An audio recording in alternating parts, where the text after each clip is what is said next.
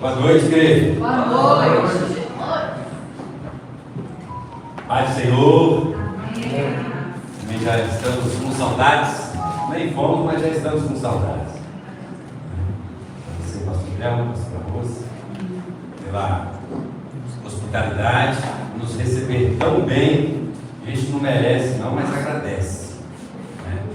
E Palmas é uma cidade encantadora, mas vocês são mais encantadores do que Palmas. Amém? Vocês são maravilhosos. Uma linda igreja.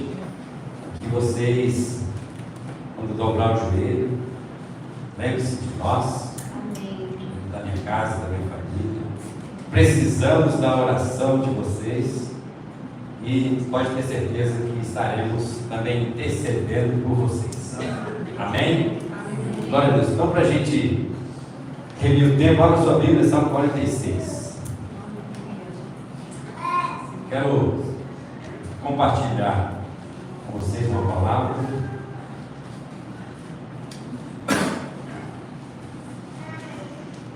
O tema é: desfrute da proteção, da presença e do poder de Deus. Salmo 46. Desfrute da presença, da proteção e do poder de Deus. Salmo 46 diz assim: Deus é o nosso refúgio e fortaleza, socorro bem presente nas tribulações.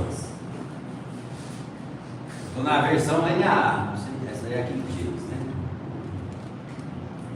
Portanto, não temeremos, ainda que a terra se transtorne e os montes se abalem no seio dos mares, ainda que as águas tumultuem e espumejem na sua fúria, os montes estremeçam. Há um rio, cujas correntes alegram a cidade de Deus, o santuário das moradas do Altíssimo. Deus está no meio dela, jamais será abalada. Deus a ajudará desde o romper da manhã. Bramam as nações, reinos se abalam. Deus faz ouvir a sua voz e a terra se dissolve. O Senhor dos exércitos está conosco. O Deus de Jacó é o nosso refúgio. Venham contemplar as obras do Senhor, que tem feito desolações na terra. Ele faz cessar as guerras até os confins do mundo. Quebra o arco e despedaça a lança. Queima os carros no fogo. Aquietem-se e saibam que eu sou Deus. Sou exaltado entre as nações, sou exaltado na terra. Versículo 11: o Senhor dos exércitos está conosco. O Deus de Jacó é o nosso refúgio. O Deus de Jacó é o nosso refúgio.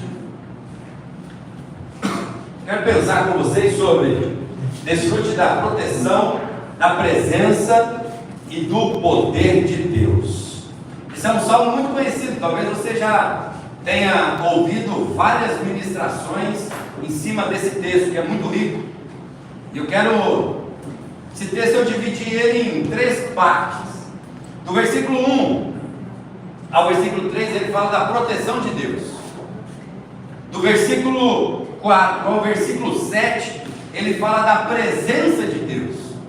E do versículo 8 ao versículo 11 ele fala do poder de Deus. O salmista Davi, ele, que não foi ele, né, que escreveu esse salmo especificamente. Esse salmo ele foi escrito pelos filhos de Corá. Talvez na sua Bíblia esteja Coré, Corá, é a mesma coisa. E o ambiente que esse salmo foi escrito não foi um ambiente agradável, foi um ambiente tumultuado. E muitas vezes a gente lê esse salmo e às vezes achamos que ele foi escrito depois de passar por tribulações. Esse salmo ele foi escrito dentro da tribulação, não foi depois. Porque é fácil a gente falar assim: Deus é o nosso refúgio e fortaleza, depois que passamos por momentos difíceis, não é verdade? Agora, quando nós estamos no meio do furacão, sem afirmar: Deus é o meu refúgio, a minha fortaleza, socorro bem presente na hora da angústia, isso é difícil para o crente fazer. E esse é o nosso desafio. E eu quero montar o cenário que esse salmo foi escrito. 2 Crônicas, capítulo 31, 32, Ali os historiadores falam que esse salmo foi escrito nesse momento. Segundo Reis, capítulo 18, 19, tem as passagens. Isaías também tem passagens que relatam esse momento. E aí eu comecei a pensar sobre isso. Ezequias e Senaqueribe. Ezequias, segundo Crônicas, capítulo 31, no início fala que Ezequias, ele começou a reinar em Jerusalém, em Judá. Ele começou a reinar, e quando ele começou a reinar, ele começou a restaurar algumas coisas da igreja, do templo de Deus. Porque ali a idolatria estava dentro da casa do Senhor, a imoralidade estava dentro da casa do Senhor. E aí ele formou um grupo, pegou os levitas, pegou os sacerdotes, formou um grupo de trabalho e começou a destruir os altares que estavam dentro da casa do Senhor. E aí ele começou a fazer uma faxina. Isso nós precisamos fazer todos os dias na nossa vida. Fazer uma faxina dentro de nós mesmos para derrubar os altares que não pertencem ao Senhor. E aí Ezequias começou a fazer isso, e ele começou a restaurar o culto ao Senhor. Ele começou a restaurar o louvor ao Senhor. Ele começou a restaurar as ofertas do templo. Ele começou a restaurar a oração do templo, que já tinha ficado em desuso. Ele restaurou a funcionabilidade do templo. Ele restaurou isso. E aí no capítulo 32, ele fala assim, se você ler na sua Bíblia aí: depois disso veio Senaqueribe. Repete comigo: depois disso veio Senaqueribe. Senaqueribe é o inimigo. Repete comigo: Senaqueribe é o inimigo. E o primeiro aprendizado que eu tiro aqui: Ezequias, ele orou, ele jejuou, ele fez, na sua Bíblia e na minha está dizendo que ele fez o que era reto ao coração de Deus. Ele orou, ele jejuou, ele ofertou, ele teve o seu TSD todos os dias, seu tempo com Deus ali, seu devocional. E aí depois de tudo isso, não veio a vitória. Veio quem? O inimigo, Senaqueribe. Depois que ele fez tudo que era reto ao coração de Deus, não veio a bonança para ele desfrutar. Quem veio? Senaqueribe. Veio Senaqueribe. E Senaqueribe se apresenta a ele através de uma carta. Eu falo que não é uma apresentação, é uma carta de intimidação. Sabe por quê? Porque Senaqueribe fala assim para ele: olha, muito prazer, eu sou Senaqueribe. Na minha descendência, o meu pai, o meu avô, da minha linha de reinado, nós nunca perdemos uma batalha. Todas as cidades que nós sitiamos, nós conquistamos. Então nós nunca perdemos uma batalha. E às vezes nós somos assim. Depois a gente jejuar, orar, estar ali aos pés do Senhor, é o nosso tempo, o ciclo mais intenso que a gente tem. A gente fala: agora vai vir vitória. Não, tem inimigo. Vem o inimigo. E aí ele se apresenta: olha, fica tranquilo que eu nunca perdi uma batalha. E ele fala assim: olha, e ele manda um dos seus mensageiros, e ele fala no muro, e ainda ele fala assim: ó, fala para o povo que não adianta eles acreditarem em Ezequias, porque o Deus de Ezequias não vai salvar eles, porque nós nunca perdemos uma batalha, nós sempre conquistamos. Então nem adianta falar que o Deus vai salvar. Aí eu aprendo uma coisa: quando o inimigo das nossas almas, das nossas vidas, mexe com a gente e a gente é filho dele, ele não está mexendo só com a gente, ele está mexendo com o nosso pai. Então a nossa luta não é nossa, é do nosso pai. Ele está afrontando. Senaqueribe não afrontou Ezequias, afrontou o próprio Deus. Afrontou o próprio Deus. E aí, a fidelidade, a gente demonstra a Deus não é nos tempos de bonanças, é nos tempos de adversidade. Porque ser fiel quando está tudo bem é muito fácil, não é? É ou não é? A gente ser fiel quando está tudo bem é fácil. Quando o casamento vai bem, quando as finanças vão bem, quando as empresas estão bem, quando a saúde está bem, é muito bom ser fiel assim. Eu quero ver quando a gente ser fiel, é quando eu preciso escolher, ou eu dou o dízimo ou volto a minha energia. Ou eu dou o dízimo ou pago a conta de água ou de gás. Quando nós casamos, eu e minha esposa, apertado, né? Acho que todos passaram por essa fase, né? Apertado, velho. Tinha o almoço e a janta, né? E às vezes vendia o almoço para comprar janta. Apertado. E teve um dia, na época eu tinha muito cabelo, né? Tinha bastante cabelo. Meu cabelo estava grande. E aí tinha o dinheiro do dízimo. E aí ele tinha as contas, paguei as contas, o dinheiro estava lá. Só que faltava 10 reais na época, era 10 reais de corte de cabelo. Faltava 10 reais para cortar o cabelo. Aí eu tinha que escolher. Eu ficava o mês todo com o cabelo grande ou dar o dízimo. E aí eu fiz uma escolha. Eu falei, não, vou dar o dízimo. Coloca um boné, né? Esconde esse negócio, passa um gel, dá uma baixada no volume. Aí fui lá, deu dízimo. Trabalhava na empresa tinha um setor que era terceirizado. E aí o líder desse setor, eu fazia o DDS, a empresa Diálogo Diário de Segurança, fazia ali, e aí no final distribuíamos as funções. E aí terminei de fazer o DDS, aí esse rapaz me chama, ele me chama para o lado, ele me chamava de Luquinhas. Falava, Luquinhas, vem cá. Aí eu fui, ele falou, cara, nunca te dei nada, vou te dar uma coca. Eu falei, amém. Hoje eu não tomo coca, na época eu tomava, né? Hoje eu não tomo. Aí eu vou te dar uma coca. Dentro da empresa tinha restaurante, vendia coca, tudo. Tinha um restaurante dentro da empresa. Eu falei, na hora do almoço você vai me dar uma coca, né? Aí ele colocou a mão no bolso e arrancou 10 reais. Falou, toma aqui para você tomar uma coca. Eu falei, eu sei para que é, não é para tomar uma coca não, para cortar o cabelo.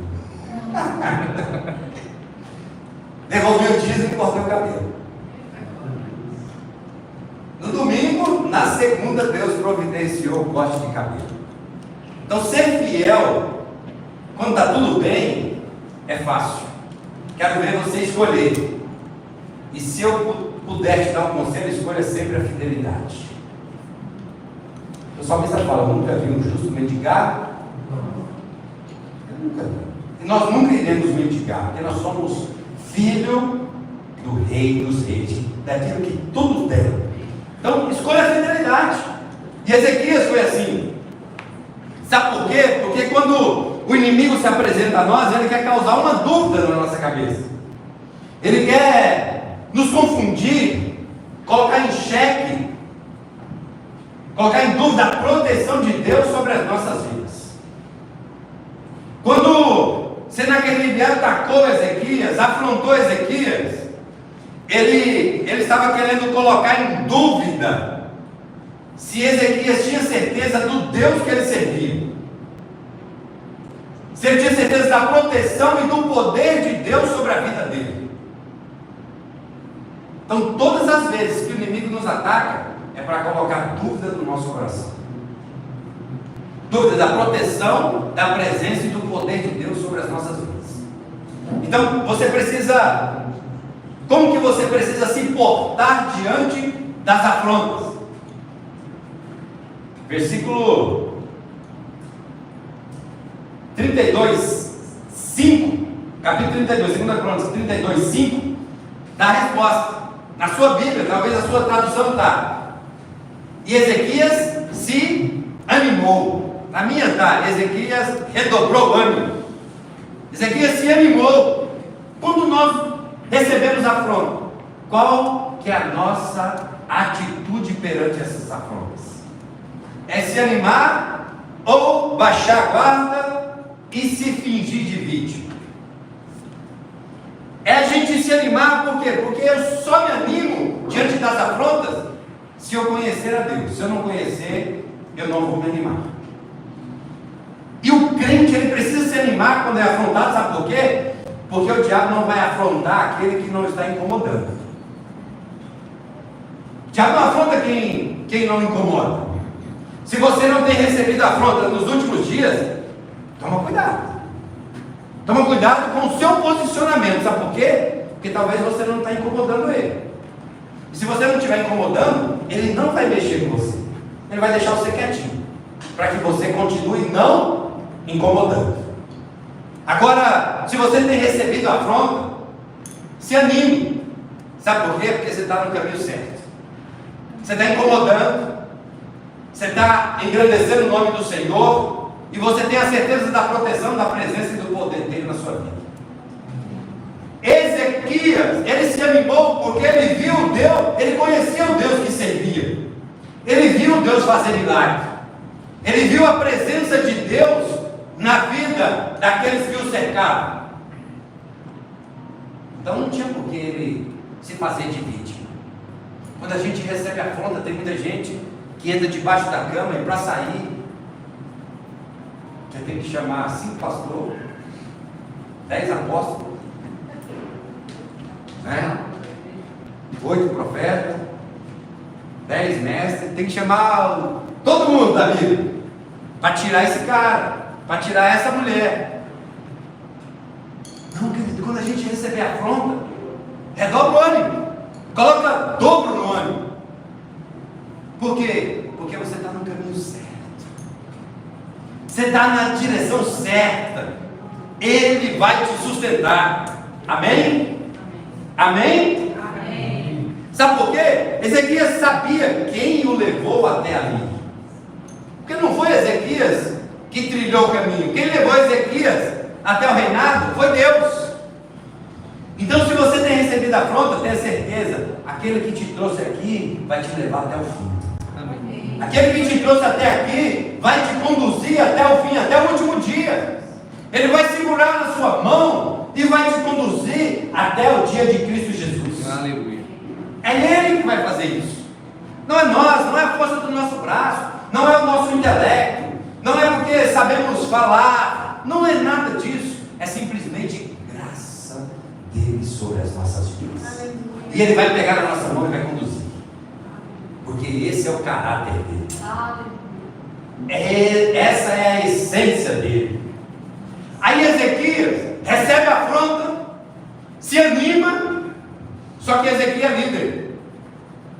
Há uma palavra para liderança. Ezequias é um líder da nação. Ezequias não vai se esconder debaixo da cama, lá dentro do palácio. Ezequias não faz isso. Ezequias chama o povo,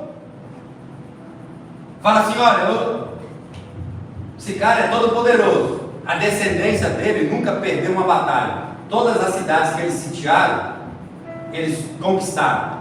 Mas eu sei o Deus que eu sirvo. Eu conheço o Deus, eu tive experiência com Ele. Eu não era no tempo ainda, mas se fosse, ele fala: não, talvez você só conhece Bojó, né? Você só conhecia de ouvir falar, mas eu conheço porque os meus olhos contemplaram. Eu tive experiência com Ele. Eu tive relacionamento, eu tive intimidade com Ele. Então eu conheço, pode ficar tranquilo. Eu quero ler como se porta um líder, seja da igreja, seja em casa, seja no trabalho. Ele recebeu uma afronta. Olha aqui, Ezequias chamou a nação e falou assim, ó, 32:7: sede fortes e corajosos, não temais, não temais, nem vos assusteis por causa do rei da Assíria, nem por causa de toda a multidão que está com ele. Você sabe quanto que era a multidão que estava com ele? 185.000 soldados estavam sitiando Jerusalém. Aí o líder, que não tinha um exército, falar assim: olha, seja forte, corajoso, não tema não se assuste com esse pouquinho de gente aí não se assuste com ele. Sabe por quê? Porque há um conosco maior do que o que está com ele. Ezequias sabia que 185 mil homens para Deus não era nada. Senaqueribe sitiou Jerusalém com 185 mil homens. Segundo Reis, capítulo 18, você vai ler sobre isso. 17, 18 e 19. Senaqueribe sitiou Jerusalém, 185 mil homens, mandou a carta para Ezequias, e Ezequias falou: olha, eu não vou me dar o direito de ser vítima disso, porque Ezequias poderia muito bem estar chorando aos pés do Senhor. Deus, o Senhor me trouxe aqui no reinado, esse era o 14º ano do reinado dele. O Senhor me trouxe até aqui, agora o que vai ser de mim? O Senhor me trouxe para um palácio para que eu pudesse ser envergonhado no palácio. Muitas vezes a gente é assim: Deus, o Senhor me trouxe até aqui, será que o Senhor me abandonou? Me abandonou? Será que o Senhor não está comigo mais? O que está acontecendo? Muitas vezes a gente é assim, querido. Só que Ezequias não. Ezequias falou: deixa comigo. Só que Ezequias nos ensina uma lição fantástica. Se você ler aí 2 Crônicas 32, quando Ezequias recebe a carta, Ezequias não preparou um plano para ir contra Senaqueribe. Sabe o que Ezequias fez? Ele foi orar. Ezequias foi orar. E aí Ezequias, ele foi orar, e aí Deus falou com ele: ó, fica tranquilo, porque essa batalha não é sua, pode ficar tranquilo, é minha. Fica tranquilo, essa batalha não é sua, é minha. E aí ele foi, entrou no templo para orar, e aí depois ele saiu, falou com o povo, e quando ele falou com o povo, Deus não tinha falado com ele ainda. Deus não tinha falado com Ezequias quando ele pronunciou: sede forte e corajoso, não tem mais. Deus não tinha falado com ele. O homem de Deus que tem visão, o líder que tem visão, ele sabe que o que sai da boca dele é uma profecia da parte de Deus. E ali ele estava profetizando em relação ao povo, e quando ele foi orar, Deus só respondeu aquilo que ele estava profetizando. O homem de Deus, a mulher de Deus, ela tem visão, ele tem visão para profetizar aquilo que ainda não se materializou, porque conhece ao Deus que serve, já teve relacionamento e intimidade ao Deus que serve, então ele sabe o que ele pode fazer. E agora uma aplicação para nós: toma cuidado com quem você coloca do seu lado, porque quem está do seu lado tem o poder de fazer você avançar, parar ou retroagir. Quem está do seu lado tem o poder de fazer você avançar, tem o poder de fazer você parar, e tem o poder de fazer você recuar, retroagir, retroceder. Tem o poder disso. Então toma cuidado. Toma cuidado, escolha bem quem você vai colocar do lado, porque são essas pessoas que vão te levar para um novo nível de relacionamento com Deus, um novo nível de intimidade, um novo nível de experiência com Deus. São essas pessoas. Então toma cuidado, toma cuidado. Quando Senaqueribe ameaça Jerusalém, tem uma coisa fantástica que Ezequias fez. Ezequias mandou restaurar os muros. Mandou restaurar os muros. Sabe por que tem muita gente morrendo dentro da igreja? Porque tem muito muro com brecha. Tem muito muro com brecha. Na época, a brecha, eu olhei aqui, não tem nada. A brecha não é aquela rachadura que dá na sua casa, aquela rachadurazinha de emenda. A brecha não era essa, a brecha cabia um soldado. Passava um soldado na brecha do muro. E muitas vezes nós estamos morrendo, sabe por quê? Porque a gente não restaura as brechas. E a Bíblia fala que o inimigo das nossas almas está em nosso derredor, fugindo e bramando como ele está procurando uma brecha. Talvez ele nem queria fazer nada na sua vida, mas ele está ali no seu derredor e ele vê a brecha e ele vai entrar. E ele vai cumprir bem o papel que lhe cabe. João 10:10, parte dele, ele veio para matar, roubar e isso aí ele faz muito bem. Se as brechas não estiverem tapadas, ele vai entrar. Só que a sua e a minha Bíblia fala que ele está em nosso derredor, porque ao nosso redor acampa os anjos do Senhor. Ao nosso redor estão os anjos, ao nosso derredor é o nosso inimigo.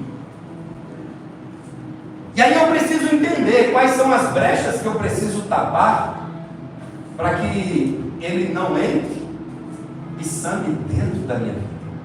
Porque muitas vezes nós brincamos de ser cristão. O diabo não brinca de ser diabo.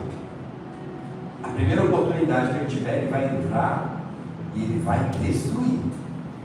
Às vezes a gente finge ser cristão. Como o pastor finge ser cristão? Na igreja eu monto um personagem, fora da igreja eu tenho outro personagem. Só que esse não é o cristianismo, porque o cristianismo ele transforma a vida do ser humano. A Bíblia, o cristianismo é transformação de vida. Porque se você acredita que Deus é poderoso, ele é poderoso primeiramente para transformar o nosso coração, o nosso caráter e a nossa índole. Primeira transformação que ele propõe para o crente é essa. A primeira ação de poder de Deus na vida de um homem, de uma mulher, é essa. É a transformação do coração, da mente, é a metanoia, é a mudança de mente, a mudança de comportamento, a mudança de atitude. Essa é a primeira demonstração do poder de Deus na vida de um homem. Sabe por quê? Porque a psicologia não consegue fazer isso, a psiquiatria não consegue fazer isso, o coach não consegue fazer isso, o desenvolvimento pessoal não consegue fazer isso. Só o Espírito Santo de Deus consegue fazer isso. Só Ele. Então essa é a primeira ação do poder de Deus. E talvez a gente fique procurando, mas eu não vi o poder de Deus sendo manifesto ainda. Olha para a sua vida, minha irmã. Olha para a sua vida, meu irmão. Se isso não é poder de Deus na sua vida, eu não sei o que é poder de Deus. Se Deus te tirou, te restaurou, te conduziu, se isso não é poder de Deus, eu não sei o que é poder. E aí Ezequias foi orar, ouviu a voz do Senhor, profetizou sobre o povo.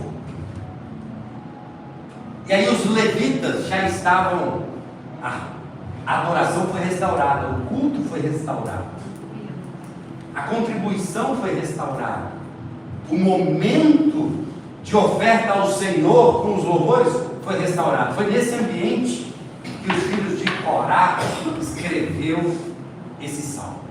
E agora eu quero entrar no salmo para a gente fazer algumas aplicações e orar com você. Foi nesse ambiente que o salmo foi escrito. E ele fala assim: olha, Deus é o nosso refúgio e fortaleza. O que ele está dizendo aqui? Ele está falando: ó, Deus é o único auxílio que eu tenho. Às vezes nós recorremos ao Senhor como a última opção, sendo que precisaríamos recorrer a Ele como a primeira opção da nossa vida. Às vezes a gente recorre primeiro ao pastor, recorre primeiro ao líder. Primeiro, sabe o que você precisa fazer? É recorrer ao Senhor Jesus Cristo. que é Ele que vai te direcionar, é Ele que tem palavras de vida eterna que vai mudar a nossa vida. Homem não muda a nossa vida, homem Deus deixou para nos direcionar. Agora, poder de mudar a nossa vida, não. Só tem o Espírito Santo de Deus. Só Ele, mais ninguém. E aí o salmista fala aqui, olha, eu tenho a minha confiança, o meu refúgio, a minha fortaleza só está nele. Não está em nada que o mundo pode oferecer. Só está em Cristo. Ele é socorro, bem presente na hora das tribulações. Porque muitas vezes a gente se decepciona com pessoas.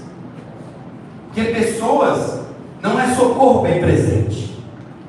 Por mais que a gente verbalize isso, olha, quando você precisar, conta comigo. Olha, você precisou, conta comigo. Liga para mim. Eu vou estar presente. A gente não é presente. A gente é falho. Sim ou não? Sim. Quem já prometeu ser presente e não foi presente? Eu já prometi ser presente na vida de um monte de gente e não consegui ser. Agora tem um que você tem acesso a ele, e a hora que você falar com ele, ele vai te responder. A internet dele nunca falha. Nunca falha.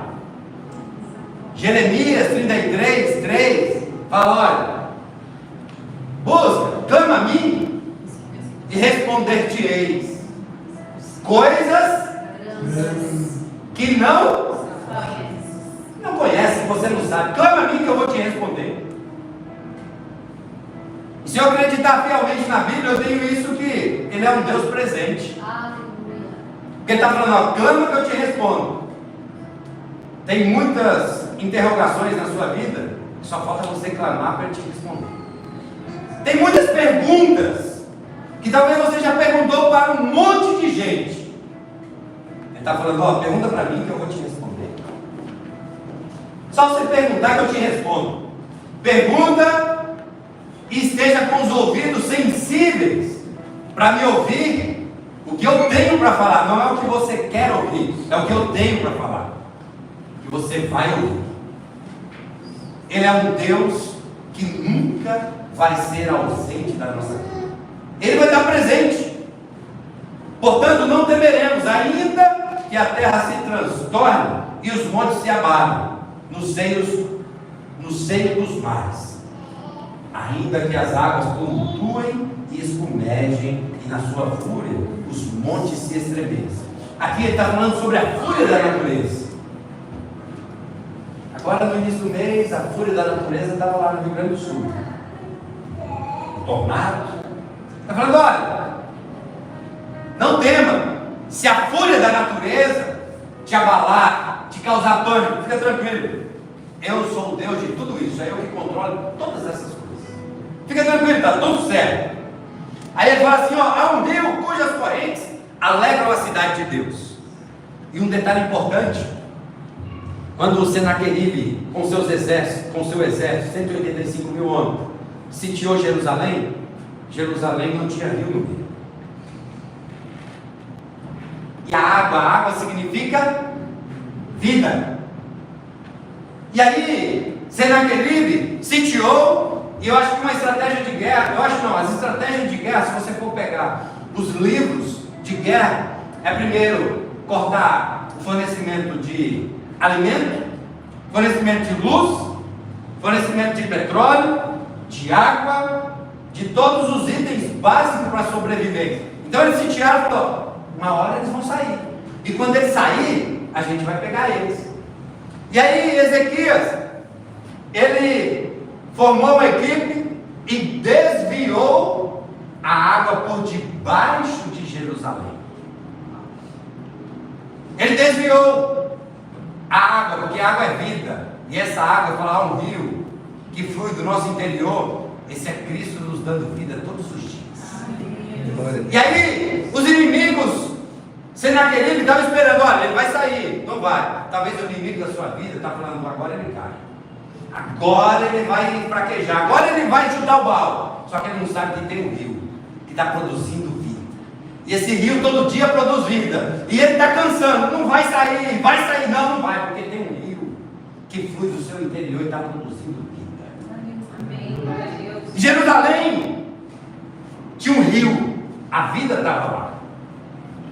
A vida estava lá, e essa vida, ela é, simbolicamente falando, ele é Jesus Cristo na nossa vida. Essa água que sai é Jesus Cristo. Há um rio cuja as correntes alegram a cidade de Deus, o santuário das moradas do Altíssimo. Deus está no meio dela. A vida está no meio dela. Aleluia. A vida está no centro dela. Ele é o centro da sua vida. A vida é o centro da sua vida. Cristo é o centro. Jamais será abalada. Deus a ajudará desde o romper da manhã. E aí os inimigos estavam esperando que os homens saíssem para buscar mantimento ou água, porque o rio estava longe. E aí Ezequias ora ao Senhor. Na sua Bíblia fala assim: Deus mandou um anjo. Deus mandou um anjo no anoitecer. E quando ele manda um anjo, ele mata 185.000 soldados. Um anjo mata 185.000 soldados. E é por isso que eu vejo que, quando eles falam, olha,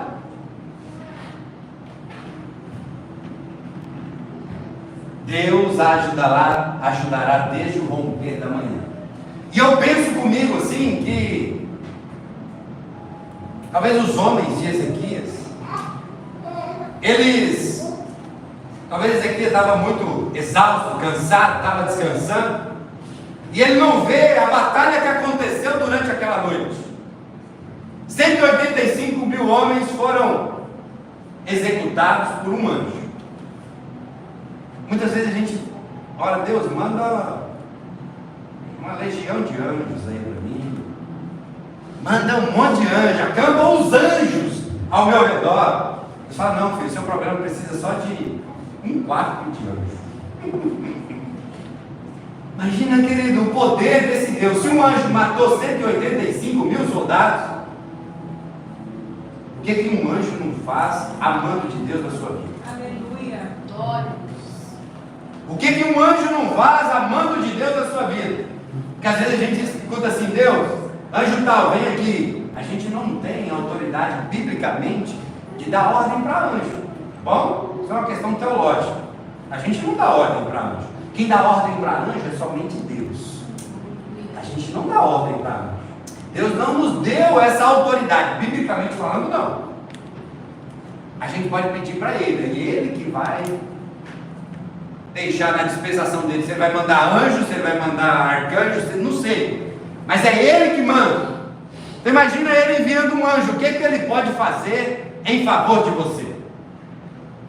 Deus só precisou de um anjo ali, e eu começo a imaginar que reinos se abalam, Deus faz ouvir a sua voz, a terra se dissolve, o exército do Senhor está conosco, Deus de Jacó é o nosso refúgio. E ele fala assim, olha, ele vai cessar as guerras. Versículo 9. Ele vai cessar as guerras. Porque quando ele ora, vem o anjo, elimina ali.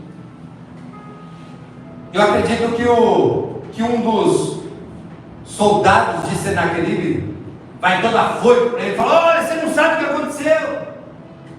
Vem cá ver. Vem aqui, ó. Já estou na linguagem tocantins, né? Vem aqui. Vem aqui, você vai ver o que aconteceu. Vem cá, né? E ele fala, olha, a gente não tem mais adversário. Os nossos inimigos, eles foram mortos. Sabe por quê? Porque é Deus que vai fazer cessar as nossas guerras internas, queridos. Muitas vezes a gente quer lutar, tirar, desembanhar a espada, e vai querer lutar com as nossas próprias forças. A gente não tem condições. Quem luta as nossas guerras é Ele. E é Ele que vai fazer cessar essa guerra emocional, sentimental, essa guerra que está instaurada ao nosso redor. É Ele que faz cessar as guerras. Ezequias não tinha condições de fazer cessar aquela guerra. Talvez você está em uma guerra que você pensa que você já perdeu, que você não tem condições de vencê-la. Mas se ele designar um anjo, a vitória está com você. Aleluia. Só precisa de uma autorização dele, que a vitória é nossa, amém? A vitória é nossa. E aí ele fala assim, olha, ele vai cessar as guerras até os confins do mundo, quebra o arco e despedaça a lança. Quem tinha o exército mais preparado? Senaqueribe, sim ou não? Sim. Quem tinha os carros de guerra melhores equipados? Senaqueribe. Quem tinha os soldados mais preparados? Senaqueribe. Aí ele fala assim, ó, é ele que quebra o arco, é ele que despedaça a lança, é ele que queima os carros no fogo, é ele. Porque não basta a gente ter os melhores recursos, se a gente não tiver com ele, nada temos. Agora, se a gente não tiver recurso nenhum, mas tiver ele, a gente tem tudo que nós precisamos para vencer a batalha. Nós podemos ter os melhores recursos que a terra oferece, mas se nós não tivermos ele, nós estamos fadados ao fracasso. A gente não precisa ter tudo que a terra oferece. Agora, se a gente tiver tudo na nossa vida, que é o Espírito Santo de Deus, a gente vai romper sobre tudo que vier à nossa frente, porque é ele que promete isso. Aí, muitas vezes a gente usa esse versículo aqui, o versículo 10, para dar um acalento para o nosso irmão. Esse versículo 10 aqui, os historiadores dizem que Deus escreveu para os seus inimigos, não foi para o seu povo. Ele falou assim, olha, sou eu que faço cessar as guerras, tá bom? É eu que quebro o arco, é eu que despedaço a lança, é eu que queimo os carros. Então aquietem-se e saibam que eu sou Deus. Aquietem-se e saibam que eu sou Deus. Eu sou exaltado entre as nações e eu sou exaltado na terra. Isso aqui ele está falando para os seus inimigos. E muitas vezes a gente tem uma fantasia daquele Deus bonzinho, né? Aquele Deus que é o amor, que está sendo deturpado no Evangelho, que é o amor que tudo pode, que eu posso fazer tudo, que tudo ele aceita. Deus não aceita tudo, não, querido. Deus aceita todos.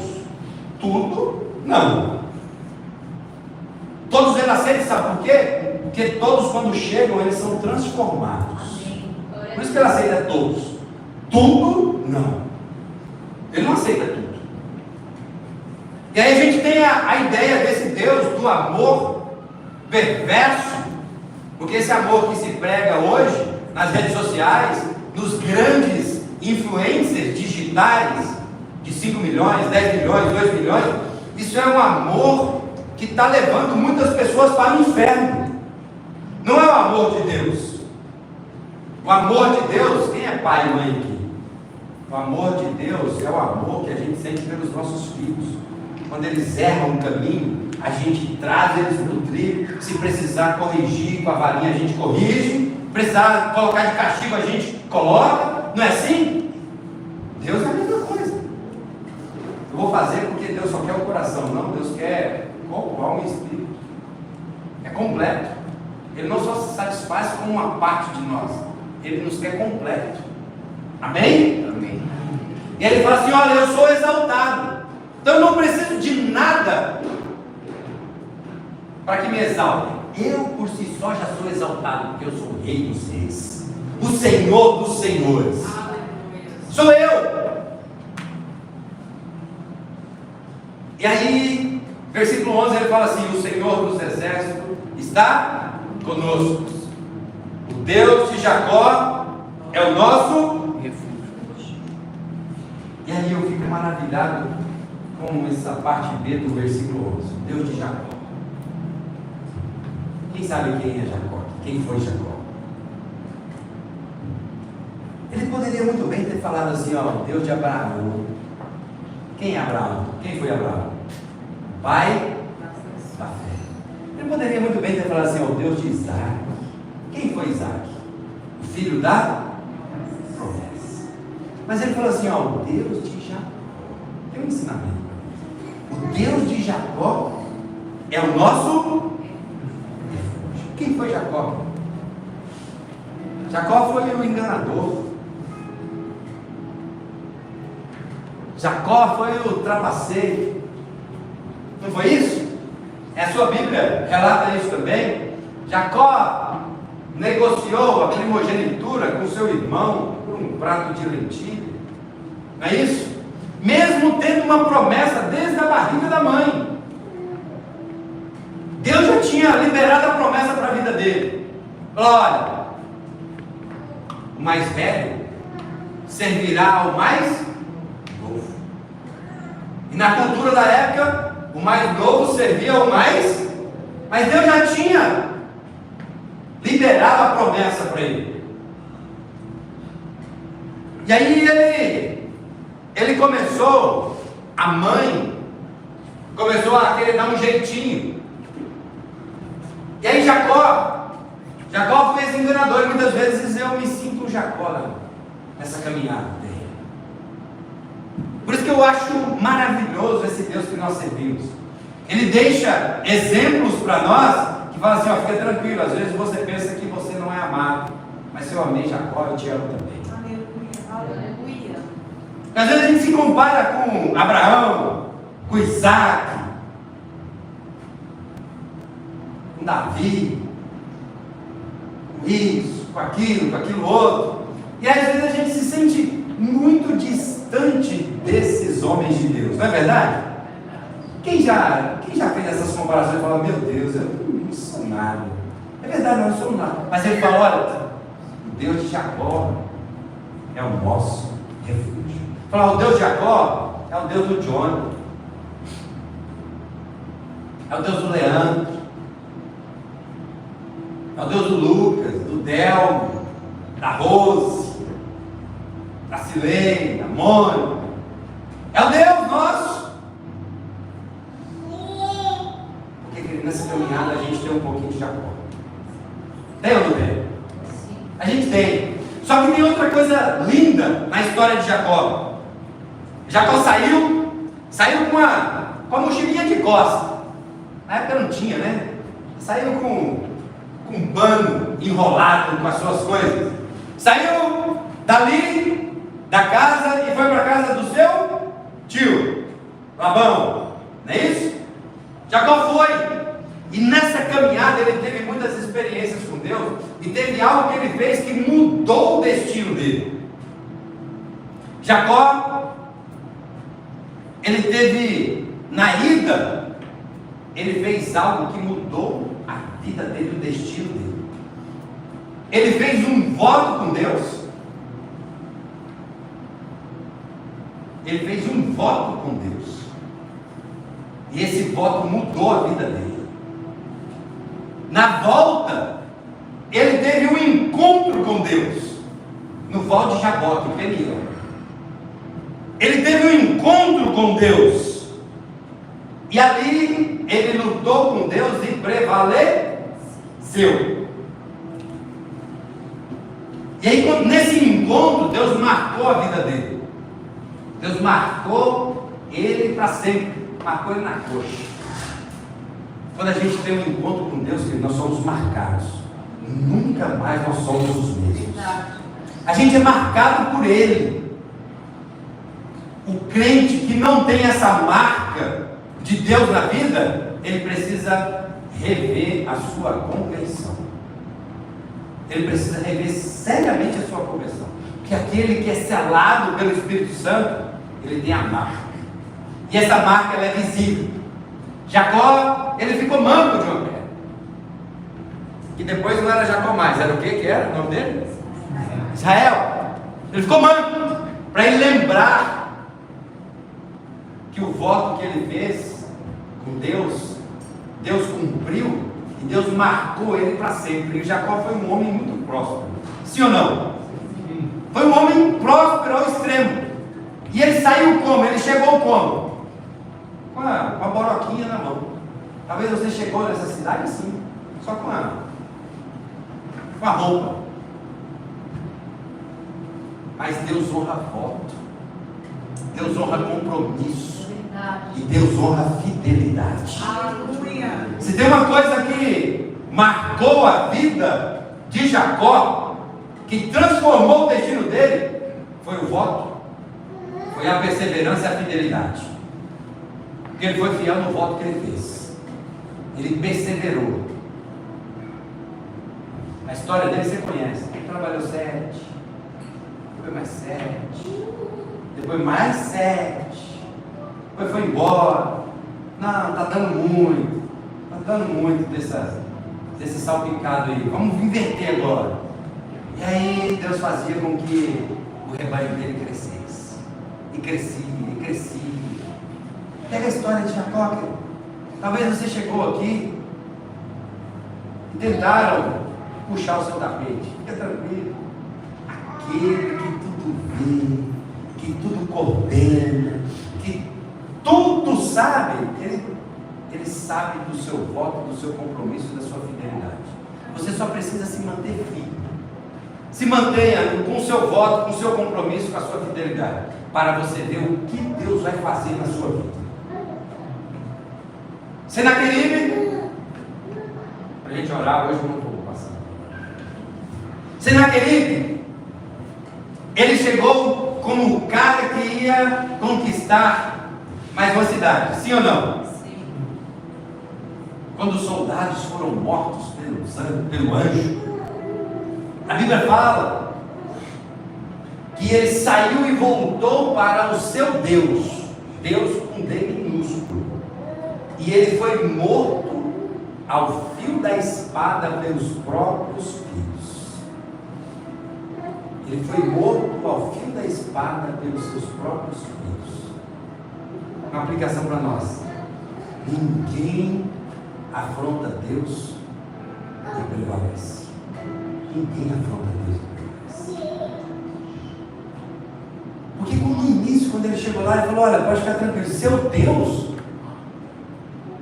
falou para o povo: olha, não deixe Ezequias enganar vocês, porque o Deus dele não vai salvar vocês. E aí, querido, aí ele comprou briga com todo Deus.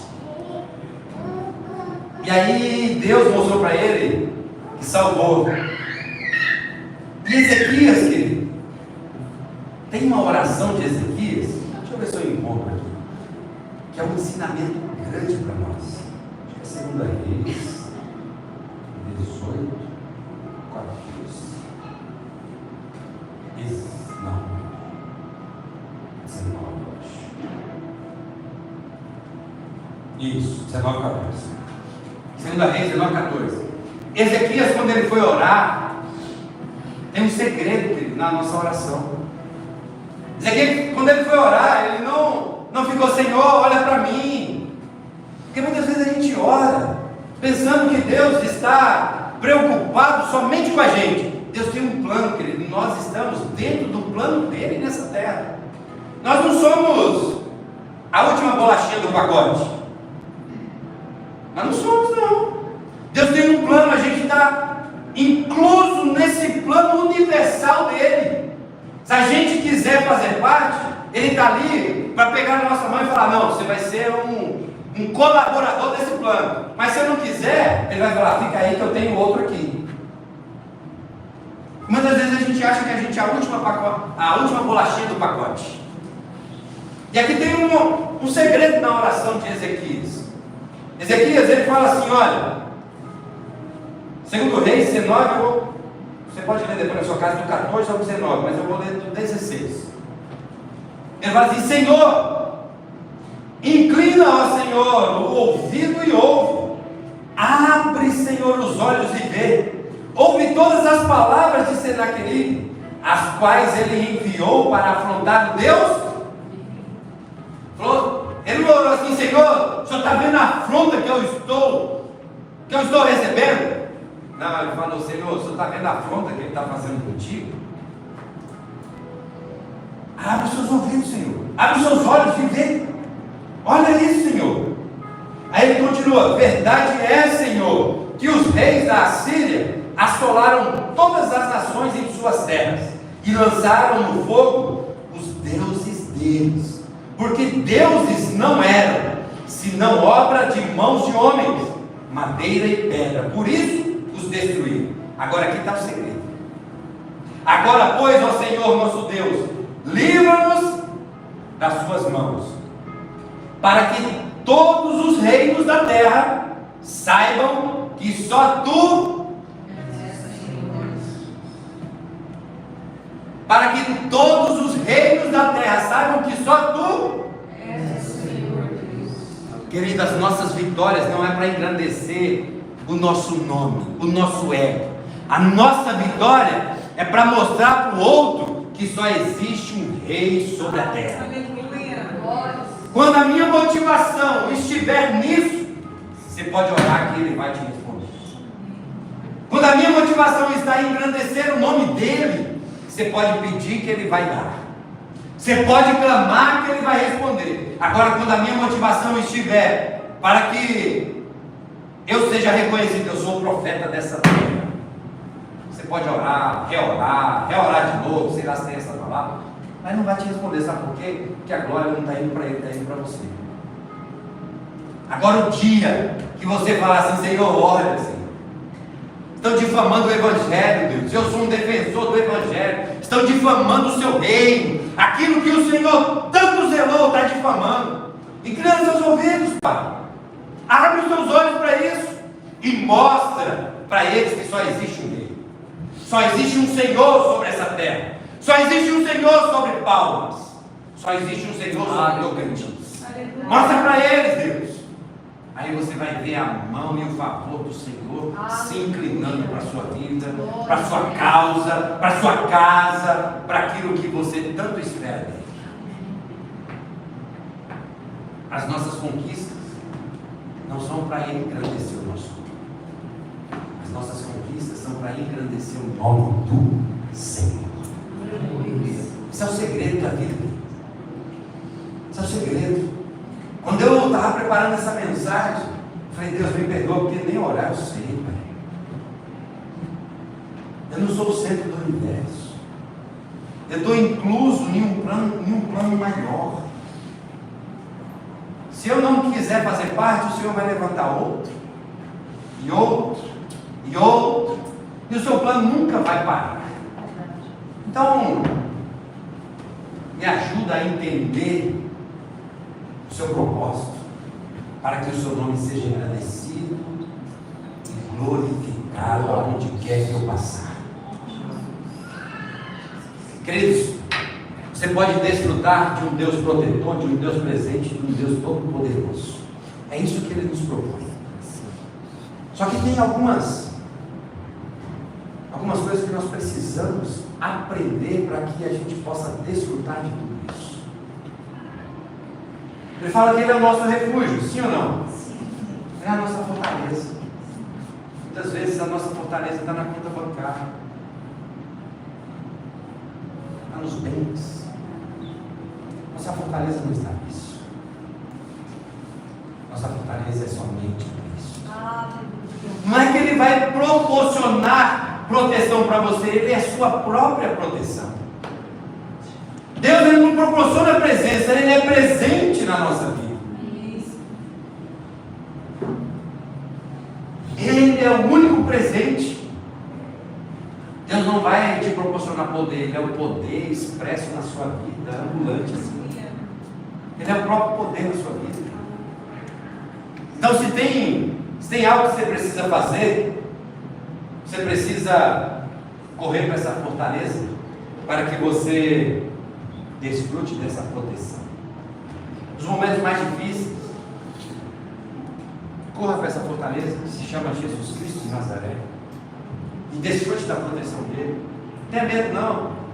Levante em casa, levante onde quer que seja e fala: olha, não precisa ter medo não, não tema não, ser forte e corajoso, porque maior é aquele que está conosco do que aqueles 185 mil ali. A gente não tem homem para lutar com eles não, mas o que está conosco tem. Tem lutas que a gente não tem como, a gente não tem ferramentas para enfrentar ela. E a gente fica batendo de porta em porta. E Ele quer que a gente só dobre o joelho e fala: Senhor, me ajuda nisso.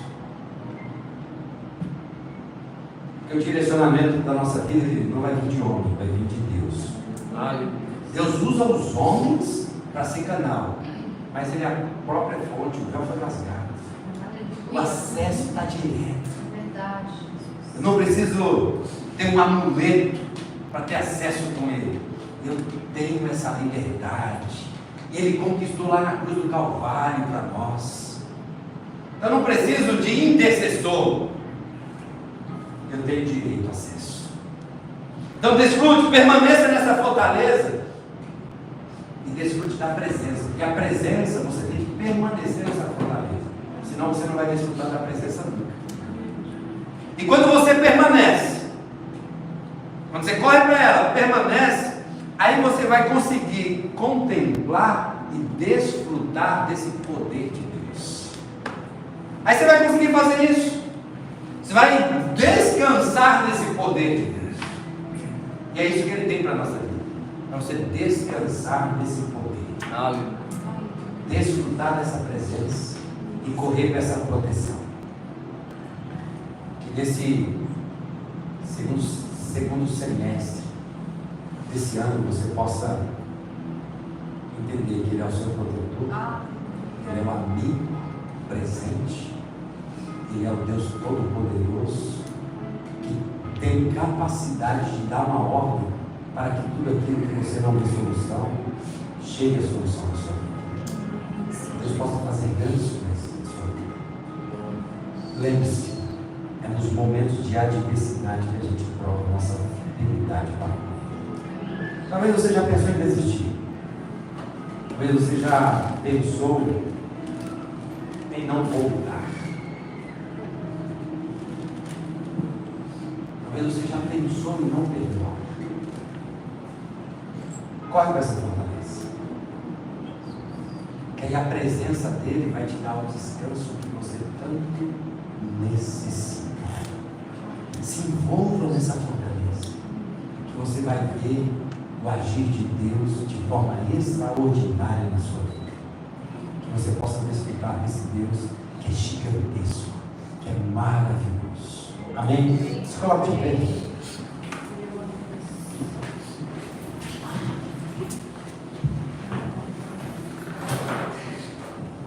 Vai fazer uma oração com você.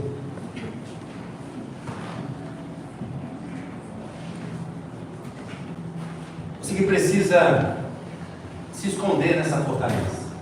Você está passando por momentos de desafios, momentos de dificuldades. O inimigo talvez está te sitiando em alguma área. Te sitiou já.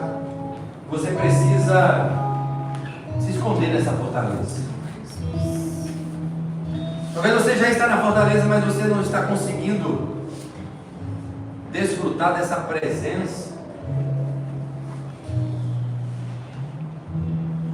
que nos fornece a paz que excede todo entendimento. E nessa noite você precisa se posicionar assim como Ezequias fez.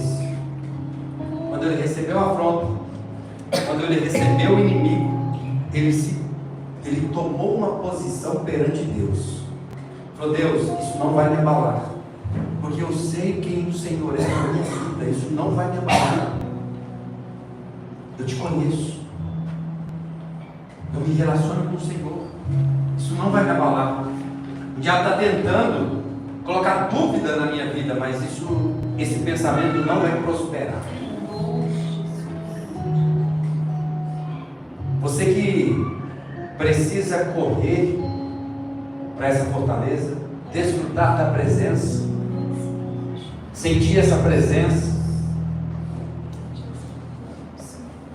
e entender que Ele é o Todo-Poderoso, sai do seu lugar e vem aqui à frente.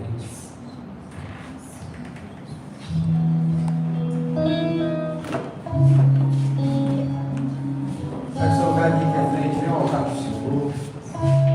Fala, Senhor, eu estou cercado por todos os lados, Deus. Estou cercado nas emoções, nos sentimentos, em alguma situação da minha casa. Eu estou